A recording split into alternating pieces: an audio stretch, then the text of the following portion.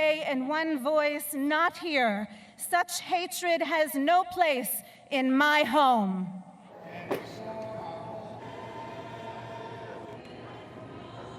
Tonight in Toronto, people joined together, their voices and their hands, to try to overcome tragedy through unity. I am standing on Toronto's Yonge Street. Days ago, this was a crime scene after a driver turned his rental van into a weapon, murdering 10 people, gravely injuring many more. Our coverage of the vigil, remembering the victims, continues. A street scarred by violence, reclaimed by compassion, as supporters marched along the route taken by the killer. 2 kilometers of a street changed. We'll hear from the people who felt they had to stand vigil tonight, including some who witnessed the deadly attack. And political leaders were there, but they didn't speak. And as you'll see, this night wasn't about them. It was about those who lost their lives and the community they left behind. This is The National.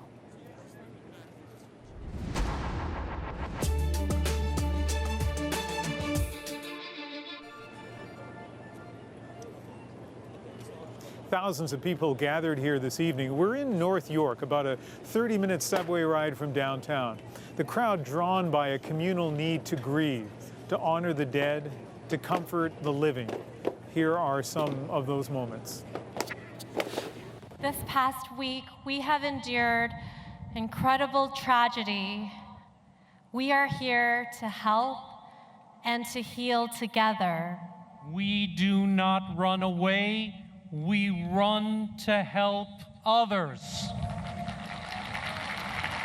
We believe our city has been shaken, but only for a day, because we know who we are and we know what we stand for. Such hatred has no place in my home. Through many dangers, toils and snares, we have already come.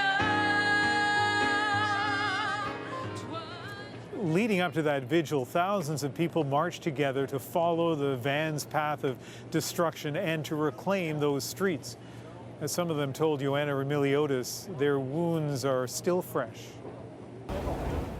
There were so many people, and yet it was so quiet. If their silence had a voice, it would be a lament. And we love these people. I'm sorry. I can't continue.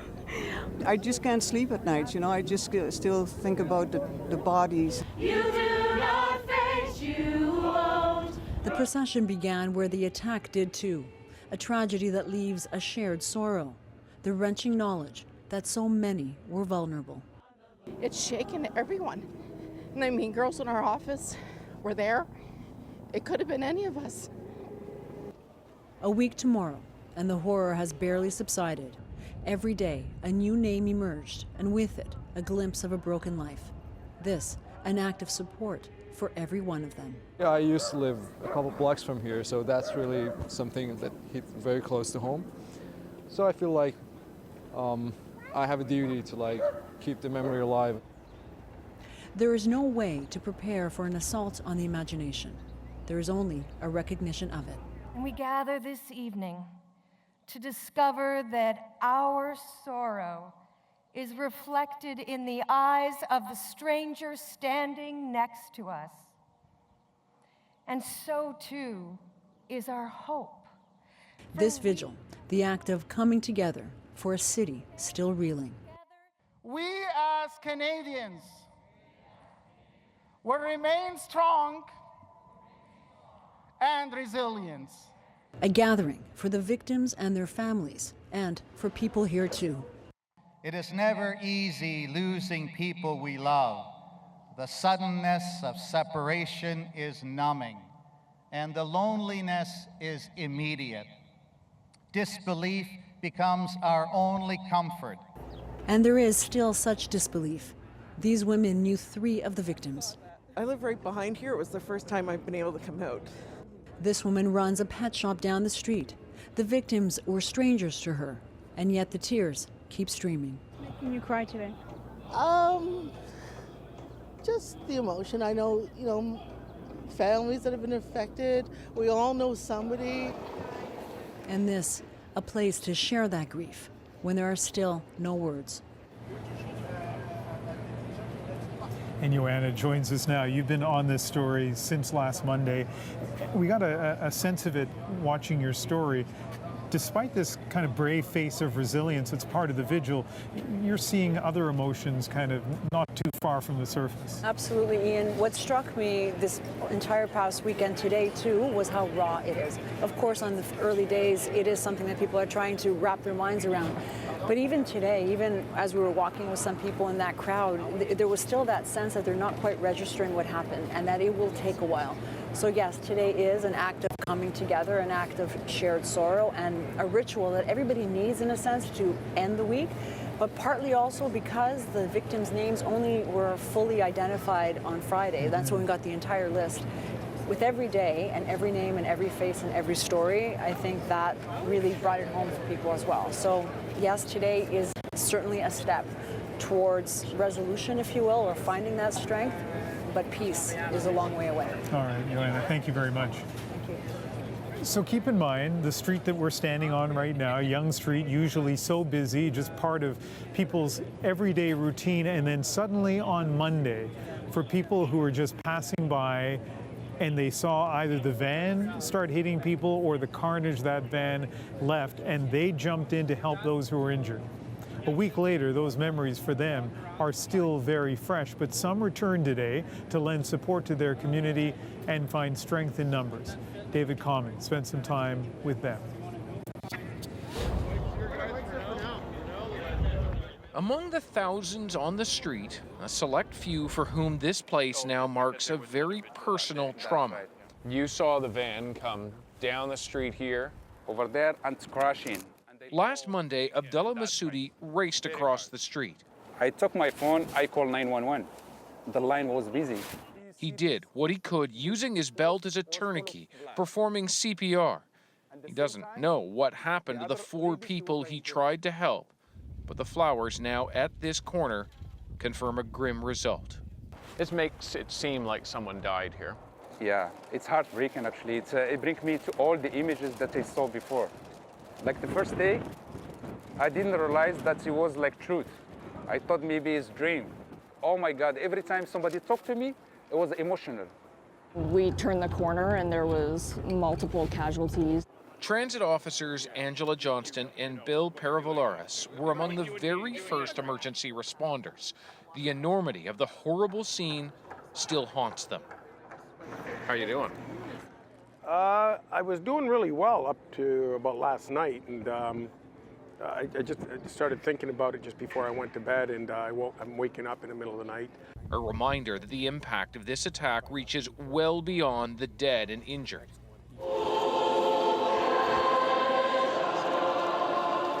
Amid that shared trauma, a community gathered in strength tonight, supporting one another and those who saw this tragedy firsthand. The transit officers immersed in the crowd, Masudi leaving flowers and a drawing by his 6-year-old daughter. She made this. It's drawing. the CN Tower. Yeah, that's right. She's 6 years old. And she made like the same tower with the face. And a heart. Like Toronto, where you see the eyes, and like the Saint Tower is crying, and the heart, and the angel wings. The message today for me is love and peace. I like the fact that there's so many people here together to make a good thing out of a bad thing. And David joins us now from the memorial wall not far from where this attack began. And so, David, a lot of talk today about remembering, but also healing. What's your sense of where things stand for this community? You know, you really get a sense of it on the walk between where you are tonight and where I am. This is roughly, as you know, where the attack began. Where you are is closer to where it ended. But as you walk down this street, down Yonge Street, you see flowers, you see all of these messages that have been left in the places where people fell. There is an enduring memory, an enduring question still, but also trauma around what happened and why. And a lot of that trauma is being felt by those who were here nearly a week ago who went and tried to help. People like Abdullah Masoudi, who you just met in our story, as he said to us tonight, when he hears a speeding van, he turns around, looks over his shoulder right away, and thinks, Ian, that it's happening all over again. All right, David Common, thank you very much. Those Good Samaritans and so many others jumped into the fray at various points along the van's path of destruction to aid victims in its wake. And tonight, we've retraced that path to give you a better understanding of how it all unfolded. The rampage began at the corner of Yonge Street and Hendon Avenue. The driver speeding south, his van jumping the sidewalk. Then it lurched back onto the street and continued south, veering into the northbound lanes. At Parkholme Avenue, a busy pedestrian corner, it mounted the curb again and continued down Yonge into busy Mel Lastman Square, striking several people, then turning right and proceeding west until Beecroft Road. There it turned left and headed south again, covering a fair stretch and crossing a major street, Shepherd Avenue. A bit further south, the van turned left on Bogart Avenue, mounting the sidewalk once again as it proceeded eastward. Then a right turn, bringing it back onto Yonge, just for a short distance though, coming to a stop on the sidewalk. From the first 911 call to the arrest, 7 minutes that changed so many lives.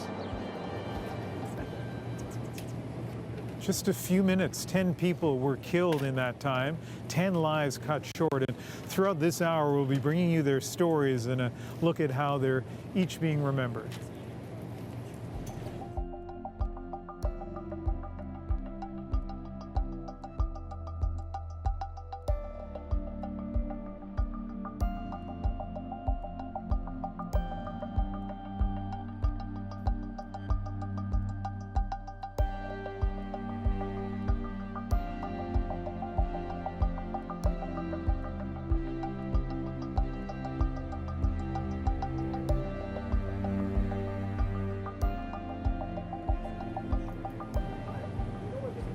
We will have more portraits of the people who lost their lives throughout the hour, and I'll be speaking with some members of the community as North York tries to rebuild, and our special coverage continues. And now, Rosemary, you have some of the other stories that are making news this evening. Yeah, that's right, Ian. It's been a rough few weeks for this country, and sadly there's another vigil being planned now tomorrow night for young victims of a very different kind of tragedy. 3 boys, 2 11-year-olds and a 13-year-old were hit by a car on a northern road in Manitoba. 1 was riding a bike and 2 were walking when they were struck. All of them were killed. The accident happened just outside Nelson House, Manitoba. That's part of a Cree First Nation, 800 kilometers north of Winnipeg. It's hard to comprehend that it actually happened, and especially in light of all the other tragedies across Canada, it's hard to imagine how a family must feel. First Nations leaders say the entire community is devastated and in shock, including relatives of the 27-year-old driver who turned himself into police later in the night. He is currently in custody. He'll be facing numerous alcohol, impaired driving related conditions, as well as fleeing the scene of a collision. This evening, the 3 boys were identified as Keithan Lobster, age 13, and 11-year-olds, Mateo Moore Spence and Terrence Spence. In British Columbia now, more people were forced from their homes today. Emergency officials saying hundreds are in immediate danger from flooding. In the Tulameen area, southwest of Kelowna, an evacuation is underway. Northwest of Kamloops, an evacuation order was issued for parts of the Nazco Valley, and the community of Cache Creek has now been under a state of emergency since Friday. As the CBC's Briar Stewart tells us, residents are being warned to brace themselves for what's still to come. For the 1,000 people who live in Cache Creek, it feels like they're at the complete mercy of the environment. The flow will increase 2 to 3 times. The mayor says this community is at risk of flooding again. In previous years, it's been devastating. Last year, the fire chief died after being swept away by a surging creek. Then last July, a raging wildfire forced everyone from their homes and burned down several properties. Today, all those blackened trees are still having an effect. When you burn off a third of the watershed of the Bonaparte River, there's nothing left there to hold back the water. And so that's why we see earlier than normal this type of level in the Bonaparte River. On Friday, the creek running through here overflowed. Water spilled out into this motel. Get out there. Your customers were helping you? Yeah. Sek-Young Kim and his guests tried to keep the water away, but 19 rooms were damaged. You lost a lot of business. Damage is a little bit, money is a little bit, maybe $10,000 something. No business damage is a problem. He can't have any more guests stay until it's all cleaned up. This river isn't expected to crest until next week, so this community is watching the water levels very closely. But in other parts of the province, some people have already been ordered out of their homes because of flooding. More than 140 homes in Tulameen, a lakeside community in BC's southern interior, are under an evacuation order. So are 46 homes further north in the Nasco Valley. A busy start to what's just the beginning of flood season. Briar Stewart, CBC News, Cache Creek, British Columbia. And flooding isn't just making life miserable in parts of BC. The spring melt is causing big problems right across the country. Warnings were issued in 3 Alberta regions this weekend. People were forced from their homes in Mackenzie and Woodlands County, where ice jams caused the Athabasca River and Peace River to burst their banks. And water levels remain dangerously high in the Grand Prairie region due to snowmelt.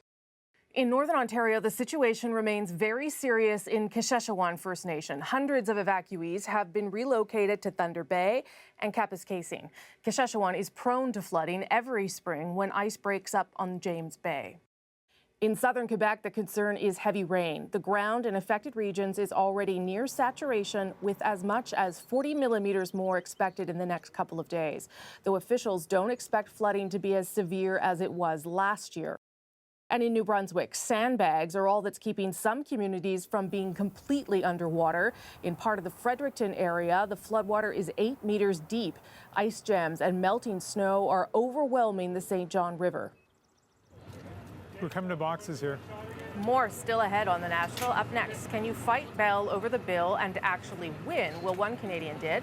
What that victory means. Plus, our special coverage of the vigil in Toronto continues, including a conversation with people working to help heal this community. But as we go to break, portraits of 2 more of the lives lost during the attack here on Yonge Street.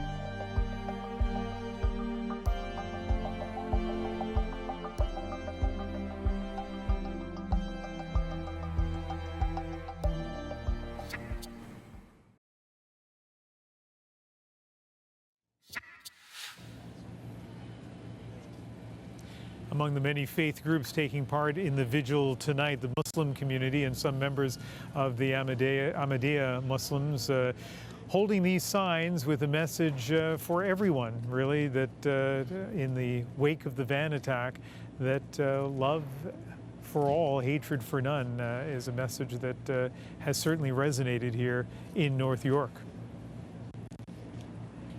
And let's take a look now at some of the heartfelt messages for victims of the van attack in North York. Some of the messages just written in the last hour or so ahead of and after tonight's vigil.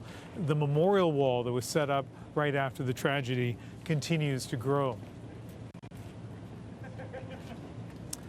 And Rosemary, we're going to go back to you in Ottawa with more news in just a little bit. A Go Public investigation.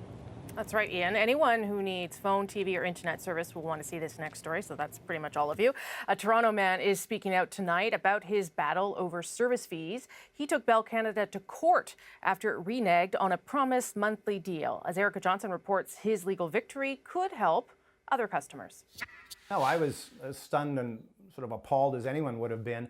In 2016, David Ramsey called a Bell sales agent to sign up for TV and internet services. He was promised a monthly fee for 24 months, but when the email confirmation arrived, it said prices subject to change, and they were going up in 2 months. You know, you can't do a deal with someone and then send an email even a minute later, let alone an hour later, saying with different terms. Ramsey requested a transcript of that phone call, then filed a complaint at the CCTS, the Commission for Complaints for Telecom Television Services, a mediator between customers and telecoms.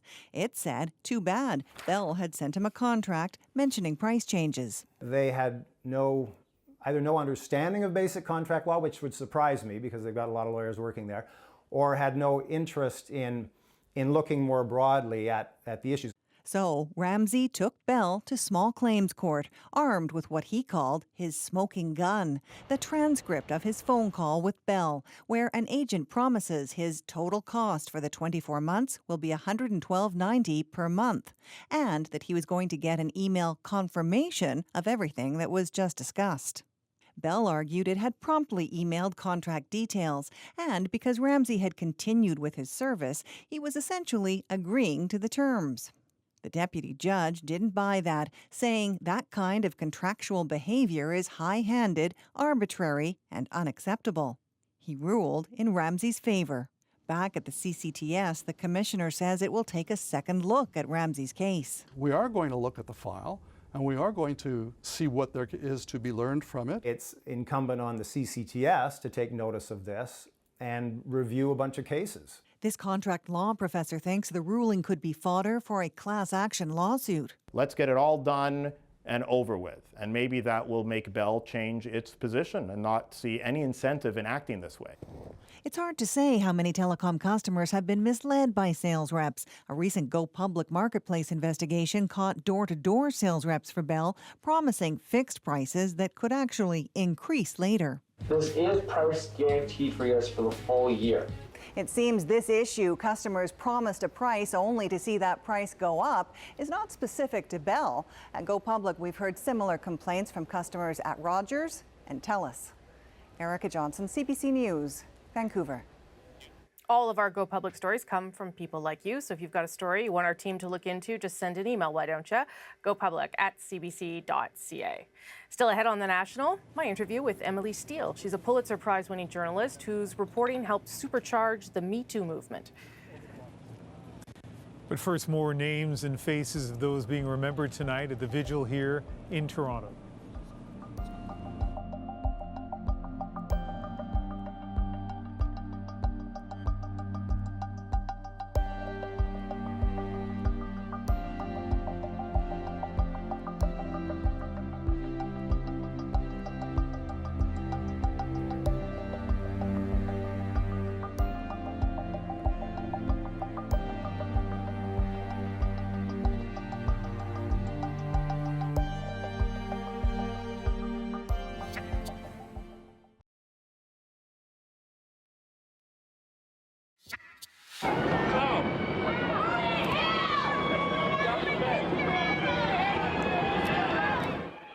That is comedian Bill Cosby after being convicted Thursday in the drugging and molesting of a woman. The TV comedian, once billed America's dad, could spend the rest of his life now in prison. He is one of the first celebrity sexual assault convictions since the Me Too movement began. That movement came in part thanks to journalism, when a handful of reporters delivered an electric shock to the system of silence that protects powerful men. I had a chance to sit down with one of them, Pulitzer Prize-winning New York Times journalist Emily Steele.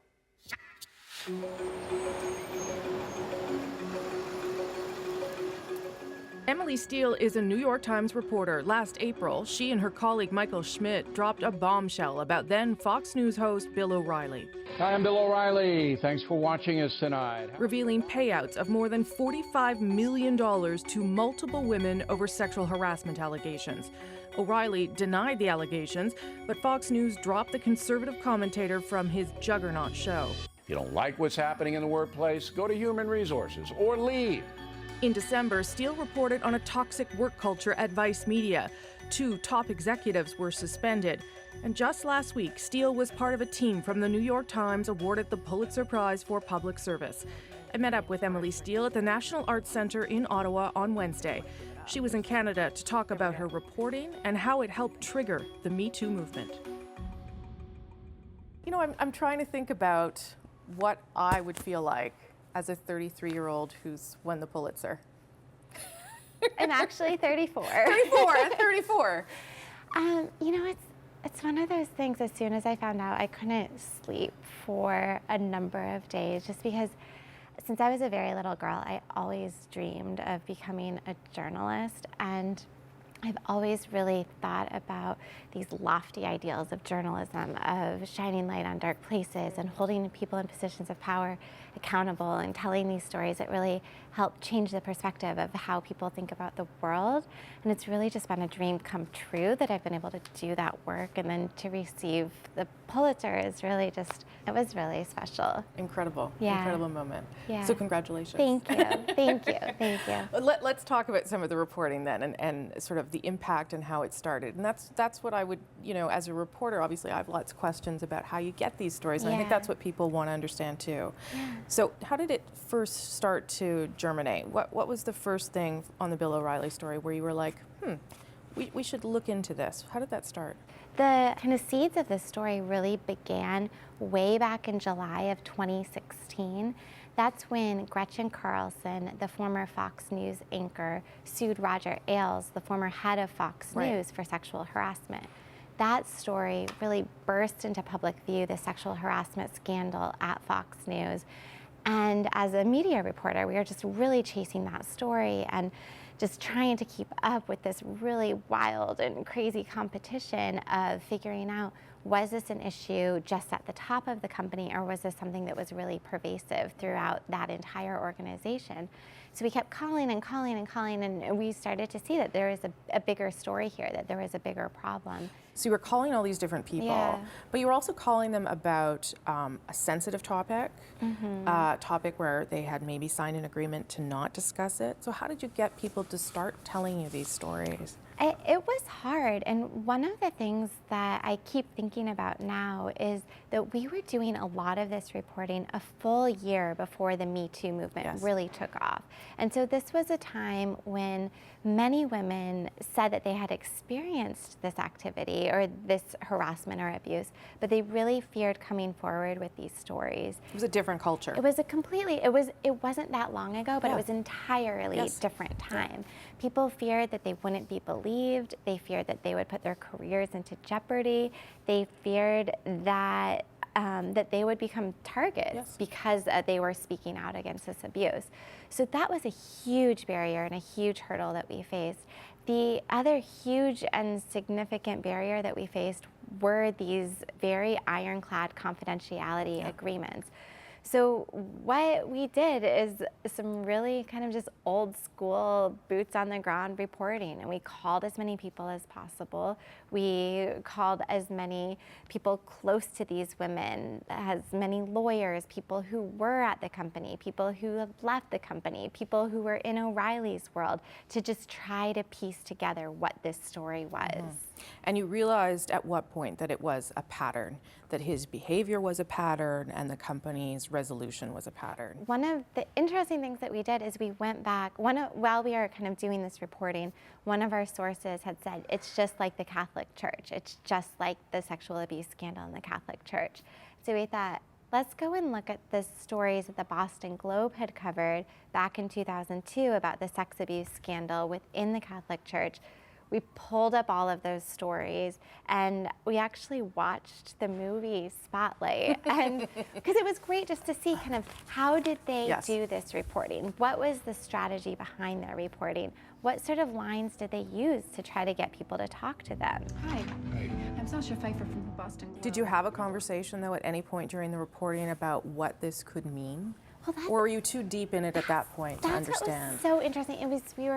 It was such intense reporting. We were so focused on following the facts and making sure that this was a fair and an accurate story that when the story published in April of last year, it published and then it just like exploded and set off this firestorm.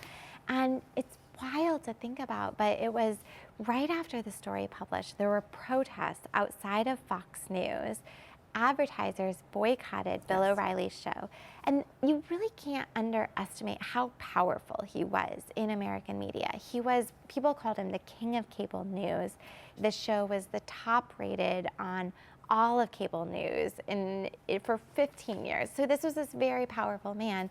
And so it was this kind of early moment that I think people really stood back and said, wait, this isn't just Fox News. This is a huge issue that our society hasn't confronted, that we haven't talked about. Yeah. And it was at that point that editors at the Times decided, let's continue to dig. Who are other powerful men that may have had these hidden stories? And so that's when my colleagues started to write about issues in Silicon Valley, in Hollywood, at the auto plant in Ford, and kind of the story just kept on coming and coming and coming. So that moment when you did finally go and meet him. Yeah. So he had he lost his job at that point? Yes. Okay, because the timeline's hard for me It's to a follow. little, You know it so well that I don't. It's a little. So, but he finally agreed to talk to you on the record. Right. What was that like? I was nervous, and we sat down for an interview, and it was kind of a very terse and tense 40 minutes. But it was also very important because it was all on the record, and we are giving him the chance to respond to all of our reporting. Yeah, that's what balanced and fair reporting is. Exactly. Except at the end, he sort of loses it a little bit. There was a point at the end of the reporting where we were kind of putting our folders, our papers into the bag and kind of ready to call an end to the interview. And O'Reilly kind of stands up at the end and he puts his hand on the table, and our recorders are still running. And so you can hear this on The Daily, which is the New York Times podcast. Which is where I heard it, yeah. And basically he yells at us. This is horrible. It's horrible what I went through. Horrible what my family went through. This is crap, and you know it. It's politically and financially motivated, and we can prove it with shocking information. But I'm not going to sit there in a courtroom for a year and a half and let my kids get beaten up every single day of their lives by a tabloid press who would sit there, and you know it. And then you just left. Yeah, so then we kind of shook the lawyer's hands. He didn't shake our hands at the end. He walked over to the window and just kind of stood looking out the window. And then Mike and I got on the elevator, and we were a little rattled and kind of went back and told our editors what happened and got the story into the paper. How do you feel now that that part of the reporting is over? Because, you know, his career is done, he's done, these women have been given a voice. The truth has been exposed. How do you feel about all of that now, sort of that you've had a little bit of time to sit back? Yeah, I mean, I think it's really powerful to see the power of journalism. I think that this has been an extraordinary year for reporting and for following the facts. And I think what we've seen is that the truth does have a voice, that it's important to hold people in positions of power to account. It's important to look at the systems that have enabled that power structure to continue. And it's also really important to give a voice to people who have been silenced. And I think that that's just really incredible, and I just feel really grateful to have been able to do that work. Yeah. Well, congratulations. Thank you must you. be very proud. I am. Thank you. So nice to meet you. Nice to meet you. Journalists were in for a special brand of saucy satire last night at the annual White House Correspondents' Dinner. As per, well, sort of tradition, comedian Michelle Wolf roasted the absentee U.S. president. But Wolf also preyed on other Washington types. And as the CBC's Paul Hunter tells us, some are now accusing her of just going too far. Michelle Wolf didn't just push the envelope, she tore it to shreds. Like a porn star says when she's about to have sex with a Trump, let's get this over with. At a gala event that promotes journalism that's meant to be edgy, she took on Republicans, Democrats, and journalists alike, but mostly Donald Trump, his family, and staff, not least Press Secretary Sarah Sanders. I think she's very resourceful. Like, she burns facts, and then she uses that ash to create a perfect smoky eye. Like, maybe she's born with it, maybe it's lies. probably lies. And with Sanders taking it all in, Wolf then likened her to the frightening Aunt Lydia from The Handmaid's Tale, and then another comparison. Like, what's Uncle Tom but for white women who disappoint other white women? With biting jabs at Kellyanne Conway, Ivanka, Eric, and Donald Trump Jr., Wolf was today praised by some for a principled take on an oft-criticized administration. But last night, some in the crowd booed or sat silent, tweeted former press secretary Sean Spicer, the whole thing was a disgrace. Replied Wolf, thank you. Said Republican Chris Christie today. Listen, I'm from New Jersey, so we're not sensitive. But last night was over the line. But countered Democrats. This is a president who has criticized women, who have called reporters some disgusting things. I don't know if there are any more lines anymore. Trump, evidently briefed on the dinner, tweeted Wolf bombed. But as she put it last night, it's 2018 and I'm a woman, so you cannot shut me up. Unless you have Michael Cohen wire me $130,000. and so it went. The only question now, whatever will they do next year? Should have done more research before you got me to do this. Paul Hunter, CBC News, Washington. Press gallery dinner on Ottawa is like a tea party compared to that. Still ahead on The National, our special coverage of the van attack continues with a look back at the week that was. And voices from the vigil. I'll speak to two people who took part, one who spoke, one who sang about how they're trying to help their community heal.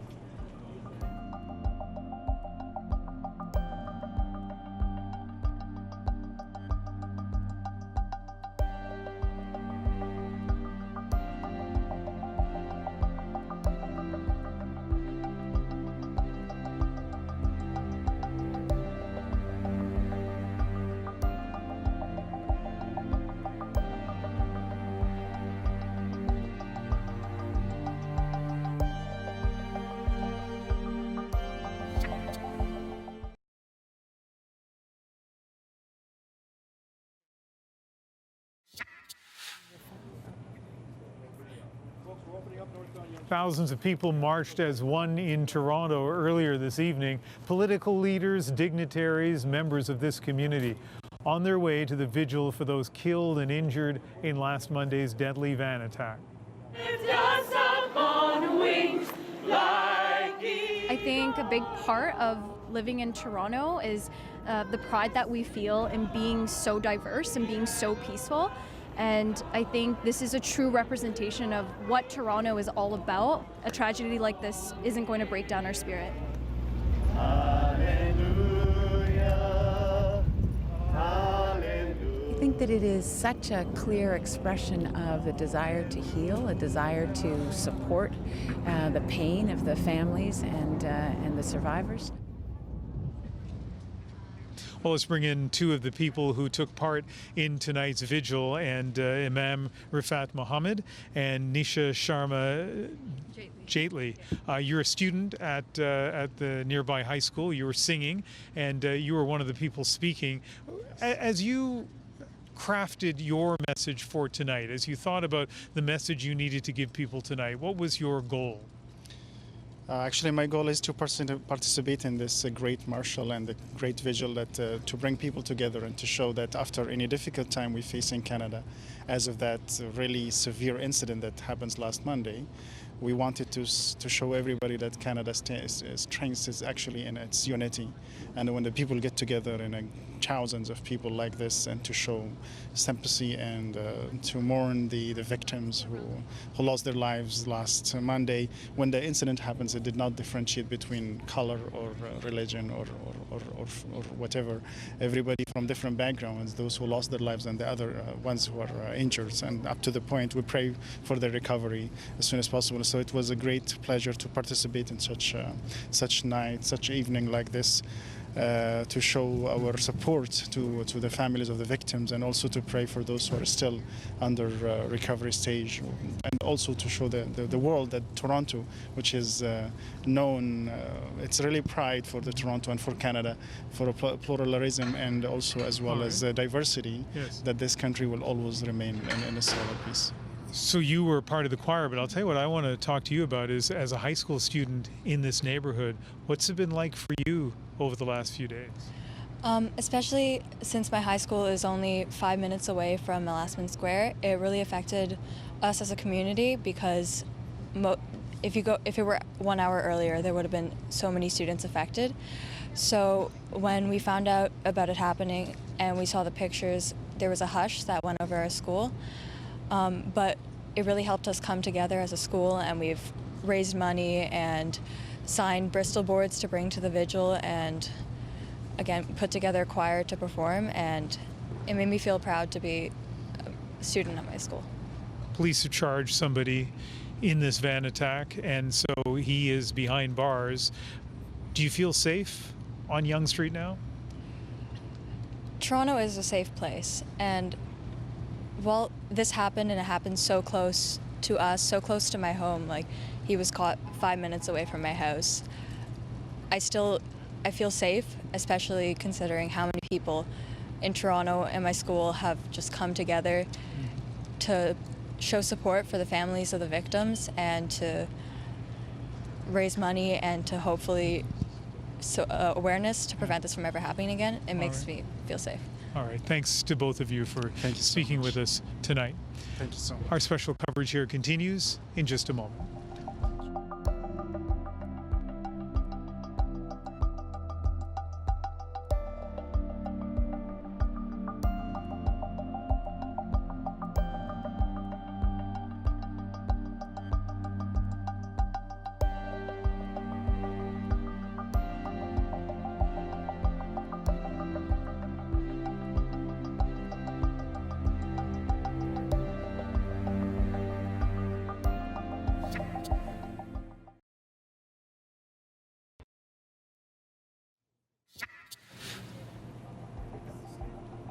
We've gathered photos of all 10 people killed by the attack, along with notes about who they were and who they have left behind. And you can find that at cbcnews.ca/Toronto victims. It has been a daily process this week in Toronto to take stock of the loss, unravel a motive, find something to help make sense of what is, by its very nature, senseless. Canada's deadliest mass murder in decades. Here's a look at how we got to this point.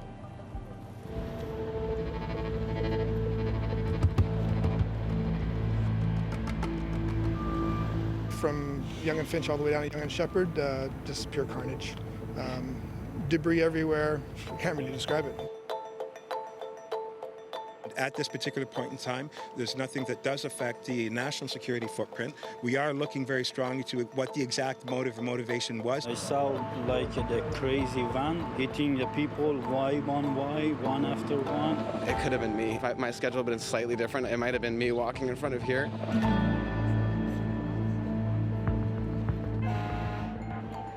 So the guy who was yelling, bells, bells, bells, so I give him my belt. And we try to help her, like, to stop the bleeding. No, I didn't know him personally. I didn't want him to just feel like empty. It's a tense moment. An officer arrives on the scene alone to face a suspect who appears armed. Manassian moves in on the officer, who stays cool, realizing there's no gun. It's over in less than 30 seconds with no shots fired and no more casualties. That particular situation yesterday, the way in which it went down was nothing short of remarkable. CBC News has learned more about the suspect in custody, Alec Manassian. As police search for a motive, one possible explanation is circulating online, suggesting Manassian was angry over being rebuffed by women. The identities of the victims are trickling out.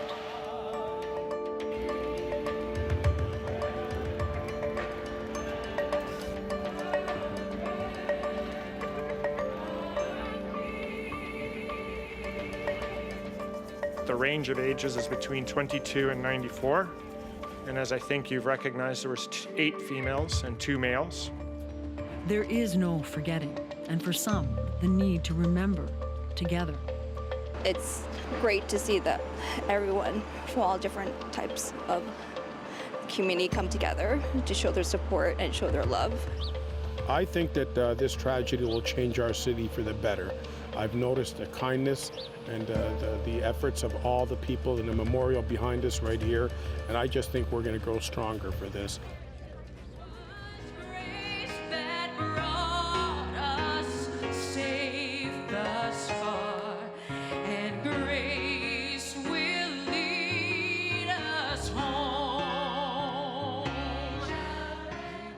Not to be clichédian, but it's remarkable that it's just been a week. What are your impressions standing there talking to people? Well, I would echo a couple of things we just heard in that montage. This is a community. Sure, it's part of the big city of Toronto, but it has an identity, and it's a community that has been shaken but is still together. And the other thing, to echo one of the comments we just heard, there was no anger here tonight. There were just people who wanted to show that they were together and, at least figuratively, holding hands. That is The National for Sunday, April 29th. Good night. Good night, everybody.